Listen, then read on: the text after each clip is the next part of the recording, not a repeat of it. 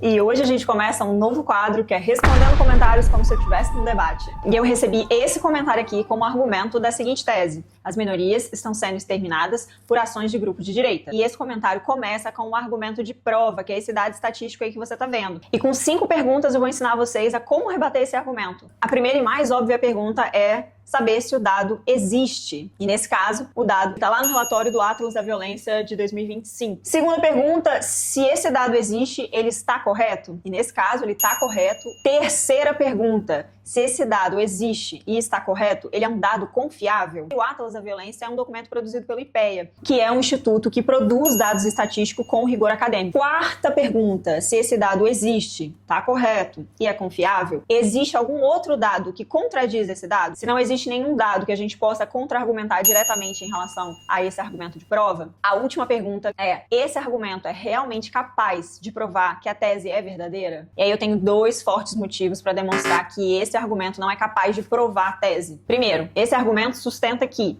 esse aumento de violência tem como causa essa ação de extermínio de grupos de direita. No entanto, se a gente for observar outros dados, a gente vai conseguir perceber que podem existir outras causas para esse aumento de 10 vezes mais na notificação. Em 2019, o IBGE fez um levantamento, em torno de 2% da população se declarou como parte da comunidade LGBT. Já em 2022, a USP fez um levantamento que identificou que cerca de 12% da população brasileira se autodenominava parte da comunidade LGBT. De 2019 a 2022, a gente tem 3 anos e um aumento de 6 vezes da população LGBT.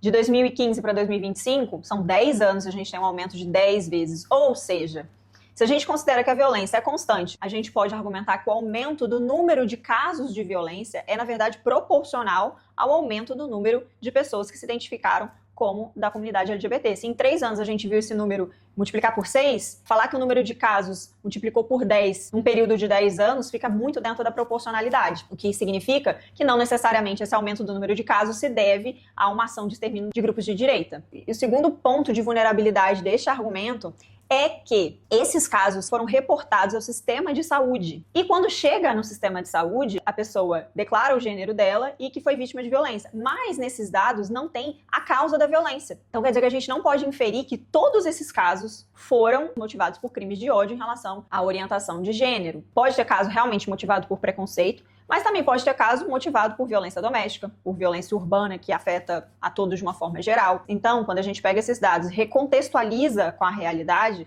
a gente percebe que esse argumento por si só não consegue fundamentar a tese de que o aumento de violência prova que existe uma ação de extermínio de grupo de direita em relação a grupos de esquerda.